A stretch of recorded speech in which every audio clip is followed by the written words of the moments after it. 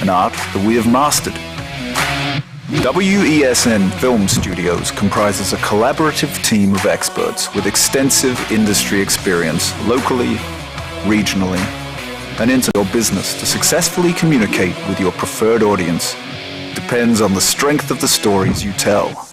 Your vision should be communicated in a high-quality, professional, and creative way.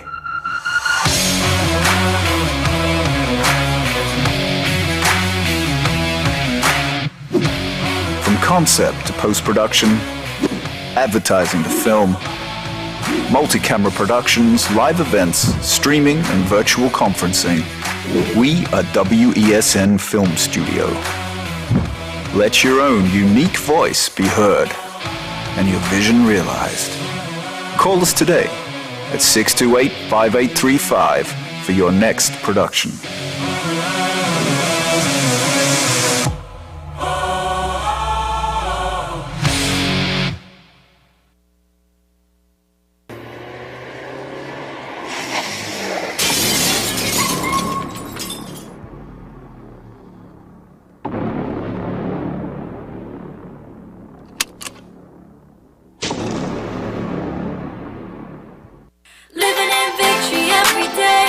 Inspire, motivate, encourage, hope.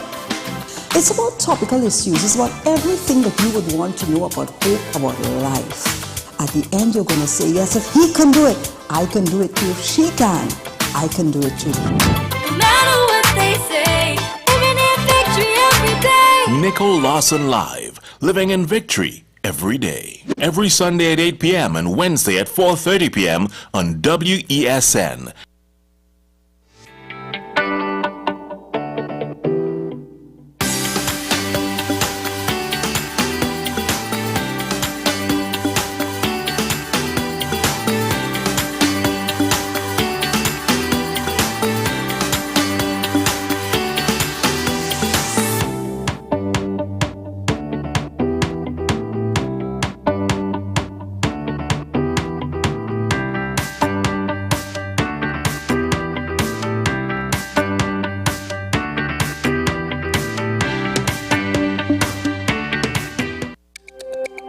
Every word, every line, every paragraph depicts a real moment in someone's life. A father, a sister, a mother, a brother. We at Newsday are dedicated to you, the people, and through independent, unwavering journalism, strive to always bring your stories to life. Because your stories are more than just words. Newsday, independent and credible.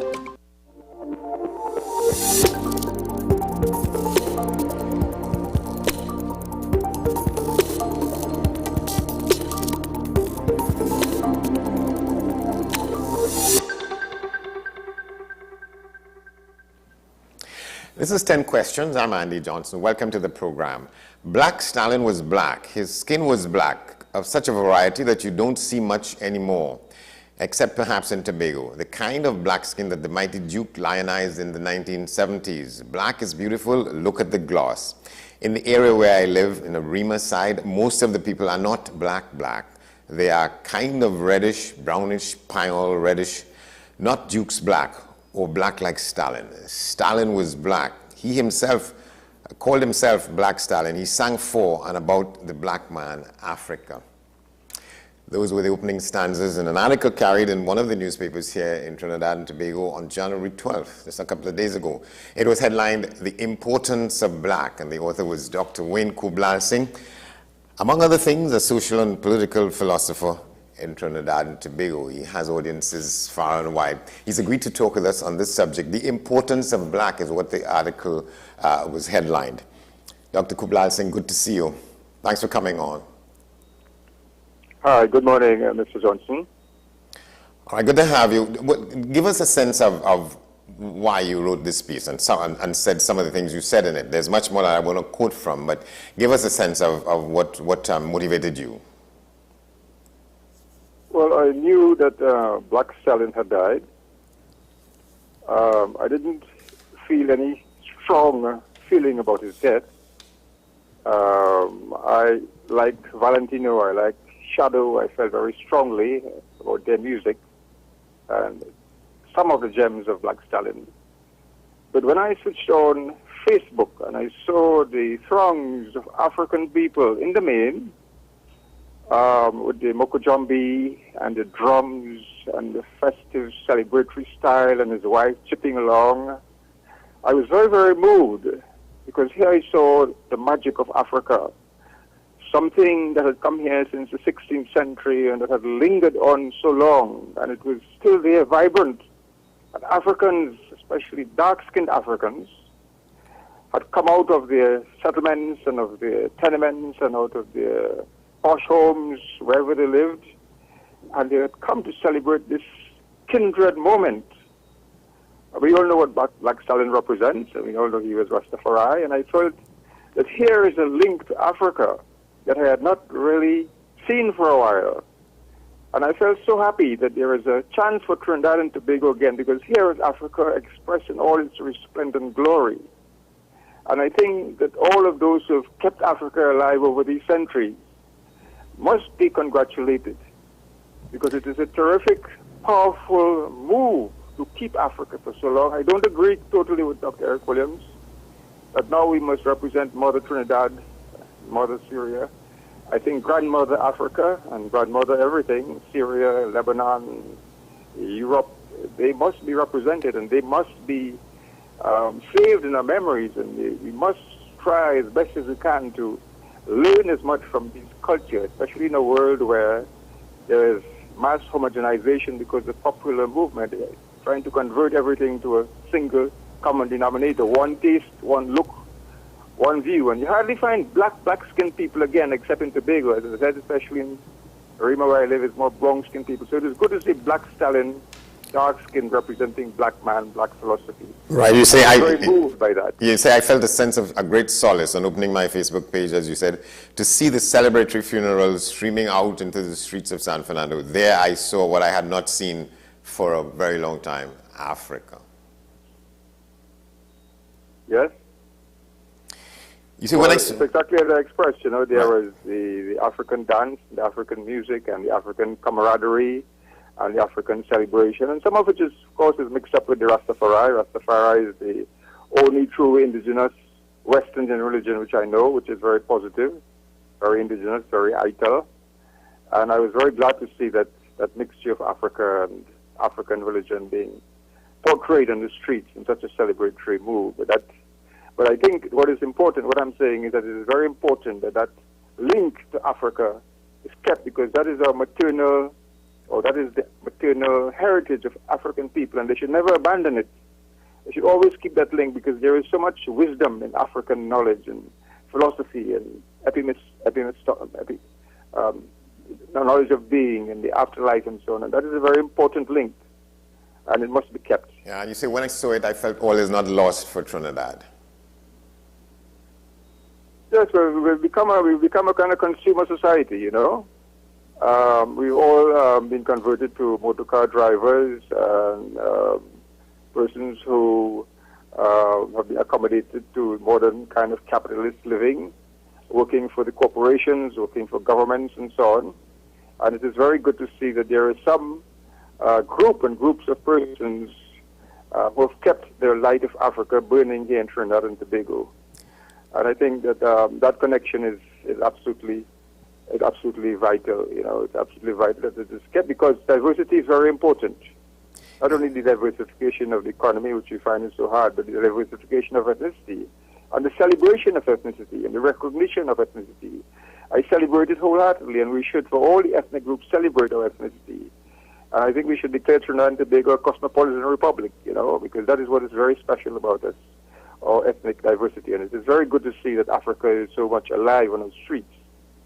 Yeah. And culture. Yeah, and you talk about, you go back to what you see was the beginning from in the early 16th century, when Africans first began arriving in ribs and drabs, and you talk about what transpired in the days with the cedula, the 1780s, and you talk about 1807, 1837 to 1845, and you see that in the second half of the 19th century, the political and economic assertion in the first half of the 20th century. From independence to now, Africans in Trinidad and Tobago have been holding on, hanging on by the proverbial window ledge to Africa. Yes, well, it is so amazing that Africans who came here in the early 16th century with the Spanish, just a few of them, and, you know, of course, when the Spanish came and they basically destroyed or drove away or enslaved the Amerindians, the Africans provided some menial labor, but the whole of the culture here, which had lasted, which was 10,000-year-old culture, it went into a decline. It became, as Naipaul would say, bush. And there were just a few estates, there were just a few what they call missions, and there were just a few churches and a very, very poorly developed town and town council and so on. And through that long 300-year history, Africans have remained. You see, so all of that history, and then you had the French coming with Africa. They were fleeing the revolution. The revolution had happened in Haiti and Martinique and Guadeloupe in the 1780s. And they brought the African slaves. And the African slaves worked, some of them in cocoa, and some of them, the British and the French developed large corporate-style sugar industries. And the Africans worked for a short while until the end of the slave trade in 1807. And between that period and the end of the slavery in 1845, 1837, around that time when they were emancipated, and began forming villages. So it's a very, very turbulent history. And then we had the formation of, because of the trade unionism and nationalist sentiments and independent sentiments between the 1900s and 1937, around there, all of that period, there is this undercurrent of African culture surviving and holding on like people holding on onto a raft in a very restless sea. And it's amazing how Africans have kept that drum. Sometimes here, living in Dabadi, I hear the African drum, I hear the soca, I hear the bass, I hear the deep drums, and I hear the chants of people, you know.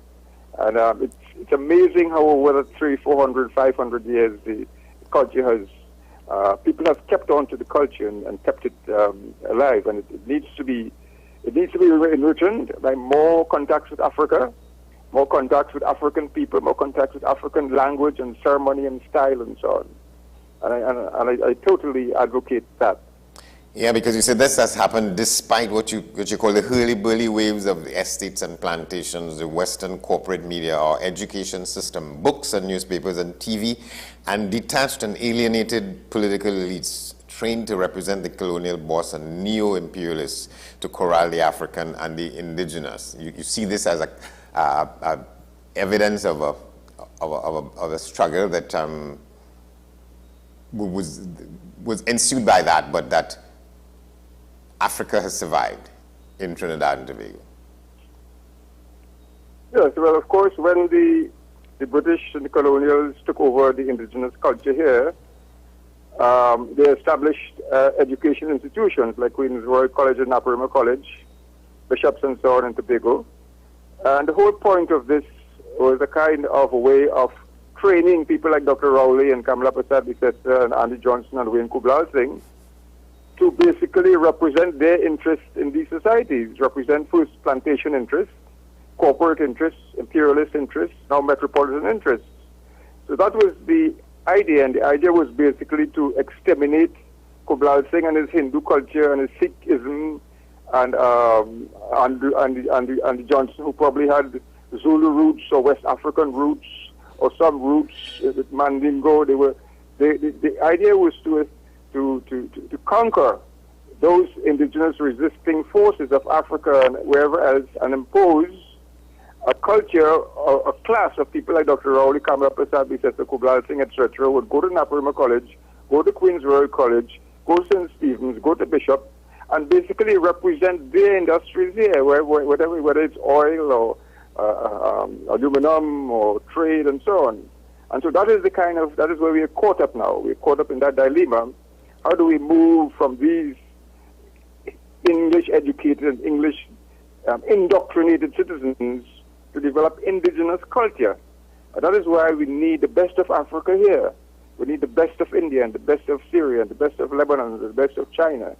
And all of these nations are doing powerful things, and we need to reconnect. Yeah. You said Stalin represented an affirmation against denial. And even listens to English, the Hindi. My father sang all these songs and he can't even understand what the HLL he was singing because our cultures have been taken. So that's the same thing happened with Africa. They tried their best to reduce it to an identity. And what is so amazing is that Africans have kept that culture alive through Stalin and the singers and the drummers and people who are conscious in the culture. Right, and after making the point about him having established an affirmation against denial, you refer to the fact that he did some work with Sundar Popo. He said he shifted, he rebalanced both by singing a song of camaraderie with Popo. Shift, rebalance, and move on. You call that positive energy.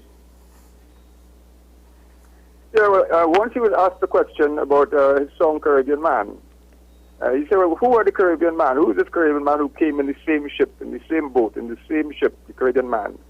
And he said, African man. And they said, what about other men? He said, no, African man.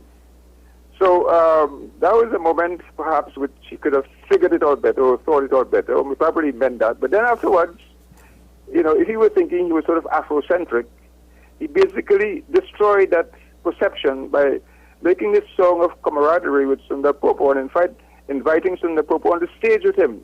That was one of the best performances at a Monarch competition I've ever seen. You know, the hugging up and the dancing, you know, and the engaging in this sort of like this camaraderie on stage, you know. So he made up for that little blunder, I suppose. And, you know, so that he, like a Rastafari is move forward, upward moving, backward, never forward ever. That kind of move, you know, the Rastafari moving with the chin up, the way they walk, kind of positive vibes. So he rekindled that spirit of camaraderie, if it was damaged at all, between the major races. Yeah, and I want to come to the point where you sort of chastise and you indict those people who you say, coming through TV, the U.S. corporate media, we hear the negative, insidious mumble against the quote-unquote 1%. 1% this and 1% that. We did not invent this speech. It came to us from another political, demographic, historical climb. The mimics adopted it here, a code to throw shade on the minority, in quotes, ethnic groups. And you name them, Syrians and Lebanese and Chinese or Caucasians. And you're saying that is not good. Yes, I think we should not fall into that trap, because sometimes I keep walking the streets and I keep talking to people all the time, and every time I keep talking to people I hear, is the 1% causing it, and is the 1% causing it, and is the 1% causing it. And that is not true. And if you ask the people who are these 1%? Is it, and it's basically a code for Syrian people, you know. Is it Helen Bagwan Singh, a 1%? I mean, her father worked, and they built up this. Is it Jack Warner? No, I don't think they really mean Helen Bagwan Singh, and I don't think they really mean Jack Warner and people of the Jack Warner. I think they're saving that gift for the Syrians, because there is that antagonism, and I think that's not a good thing. That is what happened in Germany, where you pinpointed a race as damaging to your economy, and you exterminated them. And this is not a thought that came out of here. It came out of America, where they genuinely have a 1%. People who own the military, people who own the Senate, people who own mass media. And that is the mass media which is itself inculcating that idea of racism in our people. It's not an idea manufactured here. America has a very different history. America is still very much a racist country. And we ought not to fall for that trap of this 1% isn't 1%. Right now, in terms of development, we need all our percentages. We need Syrians to build malls, bring people, put indigenous produce in the malls. We need all the Chinese. We need all the Africans. We need all the Indians we could get, and we need to celebrate them, because they all bring their special magic from their countries. Yeah, the Lebanese bring a kind of bazaar and these beautiful malls, and they do things in a big way. And that is good. So we need not denigrate people, you know, ethnicity. I mean, if you say, okay, the Syrians, some of them bad, well, arrest them, put them in jail. But you cannot denigrate a whole class or race or ethnicity of people because of one or two. Yeah, and so the code, which I don't like at all, I find that historically it's a nasty business, and we ought not to indulge in it. Or if we indulge in it, we must explain what we mean. Yeah, I don't think it's a mischaracterization of how that term came about. It was one man saying that to, I think it was the CNN food critic who would come down here and looking around, and this one man said, well, you know, they're just a group of us in the country. We came in small numbers, and we've been able to establish ourselves, and so would we represent about 1% in the society? And that was taken, in my view, taken entirely out of context, and it's being used to be throwing back in the faces of the people. Yes, absolutely. I wrote an article on that. And the Syrians have their magic, and we should let them do their magic.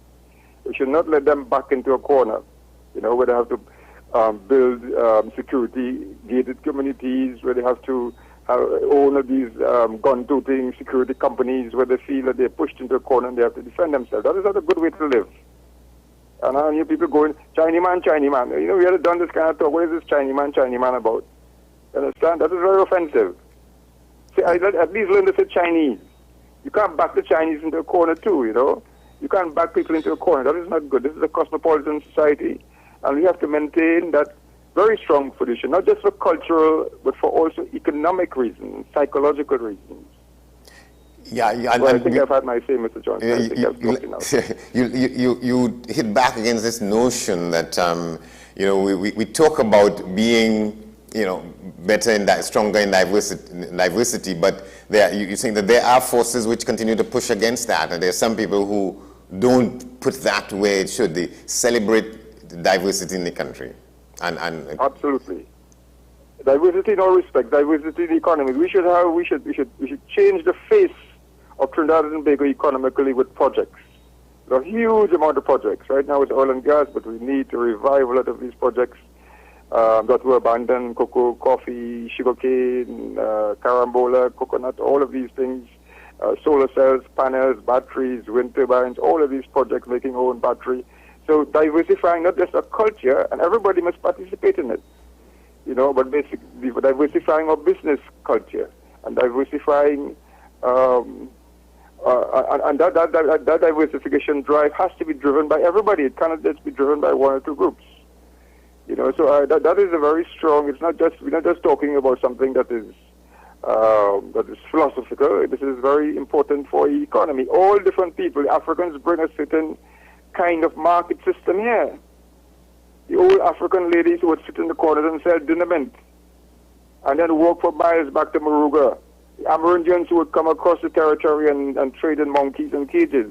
The East Indians who are so very good at developing lagoon culture and making these short-term crops. The Syrians who are so good at building malls and selling clothes. And the new wave of people who are going around now begging you to buy the thing like Syrians, half Amerindian, half Spanish, half Caucasian.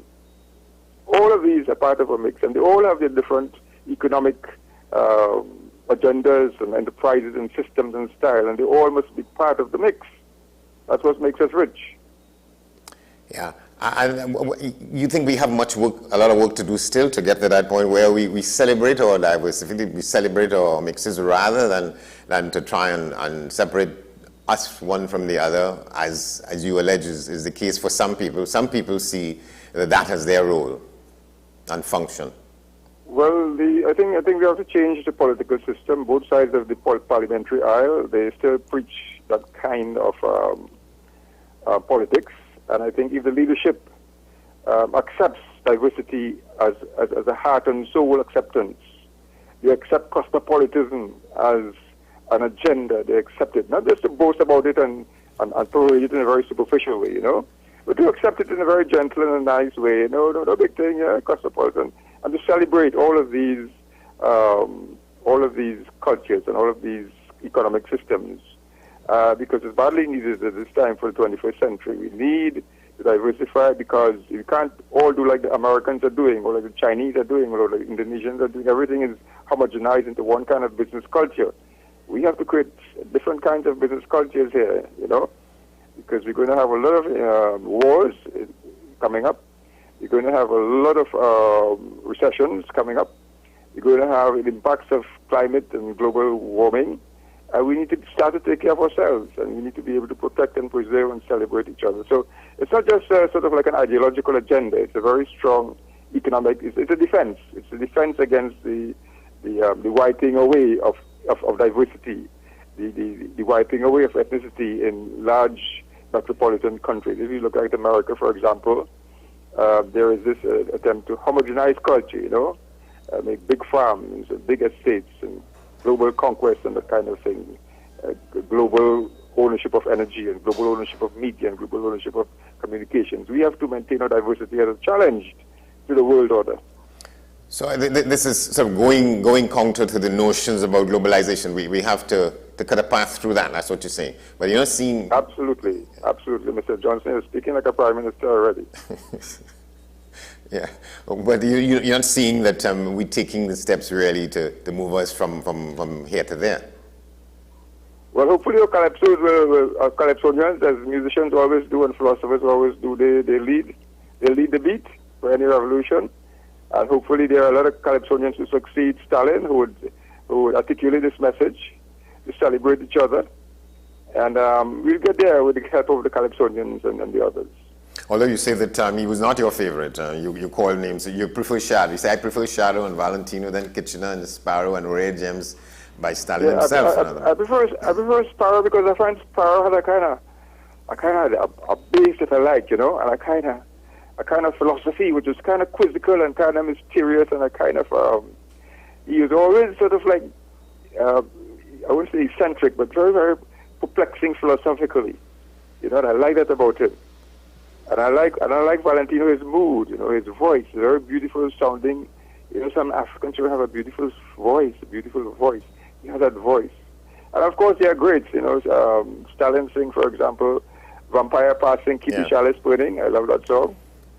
Lots of songs like that, and that's exactly the message. Keep the chalice burning. Right. Vampire passing. Vampire hasn't gone; it's still here. Yeah, you make reference to that about burning the chalice. But when he had sung that, and people bought into it from a certain perspective, people were talking about, well, that was necessary. We have to avenge what had happened to us and other kinds of people by those in power at the time, and people took it seriously. And then there was this William Monroe organized this calypso contest that was called Bucks, big money for these performances, and you had to sing, you had to enter 4 entries in different categories, comedy and social commentary and whatnot and so on, and a jumpy piece. And Stalin entered that calypso about keeping the chalice burning as a comedy, and I looked at it and I thought, well, how could you, the way in which people embraced it, it was not that it was a comedy. I'm not sure why he put it in that category, but in my view, it took some of the shine off of the composition itself. What do you think? To call it a comedy? Well, absolutely. Well, that is what happens when we fall to the same thing where the state wants to control a culture, and they're buying the culture with money. We're giving it $2 million to Montano to sing a kind of fresh up song, a fresh up boy song. And lots of these calypsonians fall for it. They're singing for money. I know all calypsonians sing for money. You have to live, of course. But you have to draw the line. You have to give to Rome or Peter what is Peter's and what is St. Peter and what is Rome. But you cannot dispute the fact that... So that was a kind of little Mickey Mouse pants that Stalin found himself in. Yeah. The calypsonians or the chutney singers, anyone cannot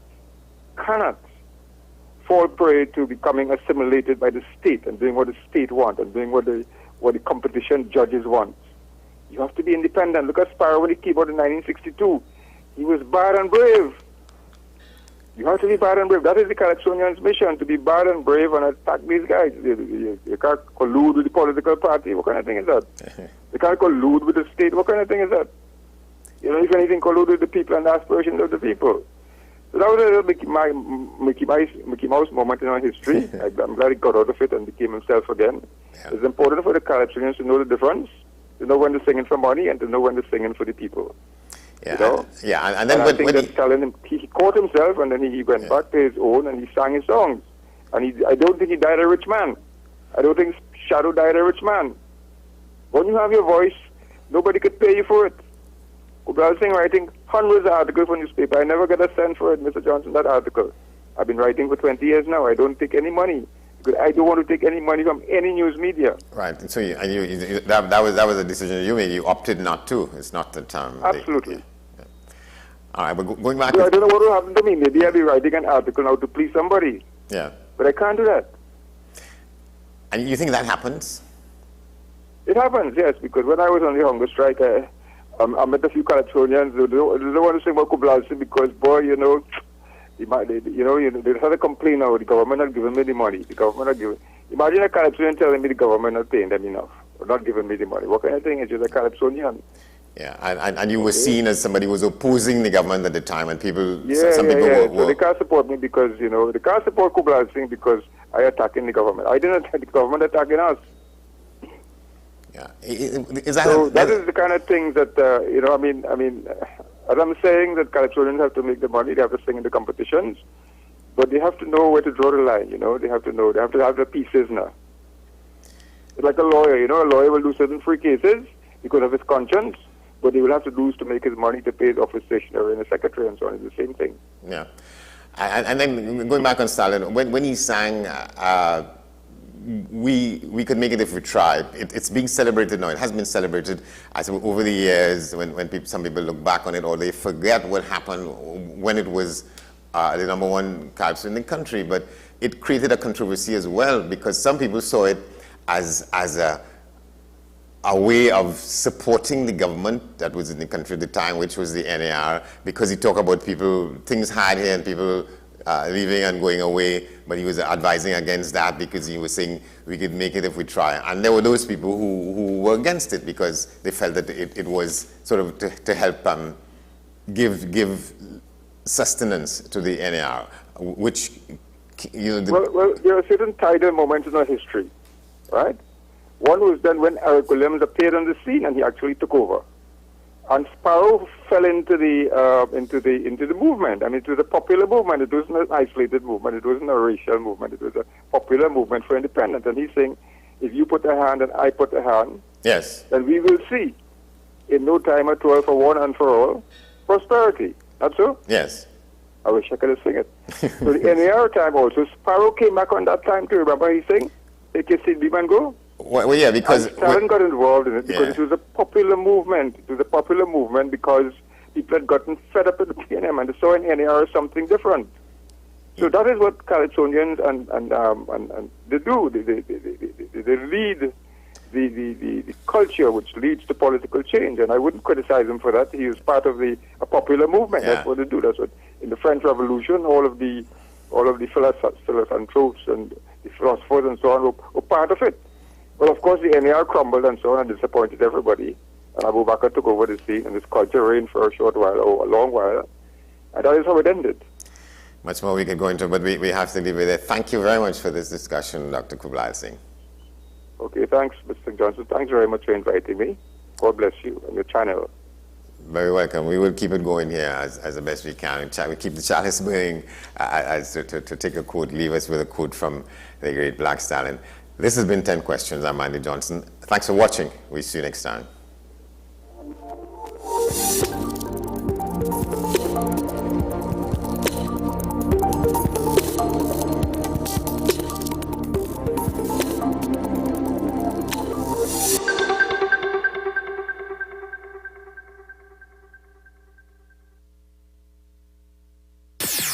WESN.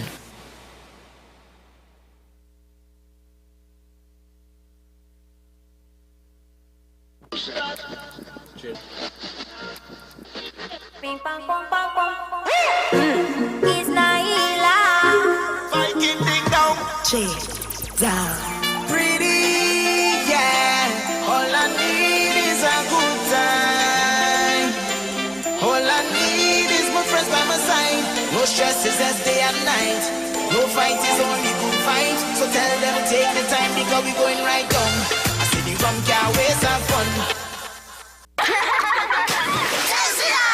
Hi kids, your boy Tim Tim here, welcoming you to Disneyland, the biggest kids Juve party in the carnival. Only listen, Sunday, January 29th, all roads lead to the Queen's Park Savannah. I will be there with my brand new partner, Soca Monster. Who is asleep right now? Soca Monster, man, boy. People here, boy. Disneyland, boy. Partner, Disneyland tickets are out, you know. Watch me. It's kids with paint, water, and soca in the savannah. I get in my rest now, so I can get the earliest early bird. Wait now! Is sleep you gonna and sleep too? Like you trying to get them tickets before me?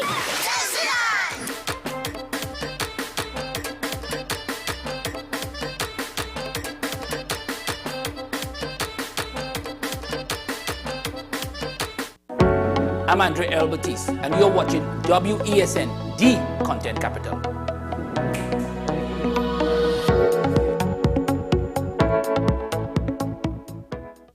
With society plagued by a host of issues, with debates surrounding our urgent concerns falling short, with questions of our future not always being answered, the conversation continues. Join me, Kemuel Pascal, as the voice of the youth comes to life. We will confront the controversial topics of today's world to gain answers that are key for a better tomorrow. One and One with me, Kemuel Pascal. Wednesdays at 10 a.m. Only on WESN, Content Capital. I'm Sean Michael Small, and we are WESN, the Content Capital.